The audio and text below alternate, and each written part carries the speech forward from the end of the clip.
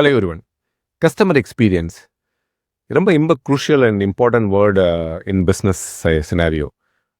எவ்வளோ பேர் இன்னும் வந்து மேனுவலாக வந்து ஃபாலோ பண்ணிகிட்ருக்கோம், எவ்வளோ பேர் மேனுவல் ப்ராசஸை இன்னும் வந்து ஹேண்ட் ரிட்டன் நோட்ஸ்லாம் யூஸ் பண்ணிகிட்ருக்கோம் எப்படின்னு கேட்டிங்கன்னா நிறைய பேர் இன்னும் பண்ணிகிட்ருக்கோம். எவ்வளோ பேர் ஆட்டோமேட் பண்ணியிருக்கோம் கேட்டிங்கன்னா அது பர்சன்டேஜ் மேபி கொஞ்சம் கம்மியாக தான் இருக்கும்.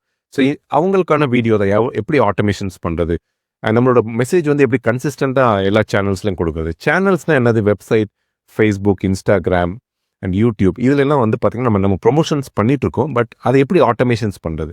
ஒரு மெசேஜ் ரெஸ்பான்ஸ் பண்ணுறாங்க, கஸ்டமர் ரெஸ்பாண்ட் பண்ணுறாங்க, அதை எப்படி நம்ம ஆட்டோமேட்டட் மெசேஜஸாக பண்ணுறது, மேனுவலாக போய் பண்ணாமல். ஸோ இதெல்லாம் நீங்கள் மேஜராக ஃபோக்கஸ் பண்ணணும்.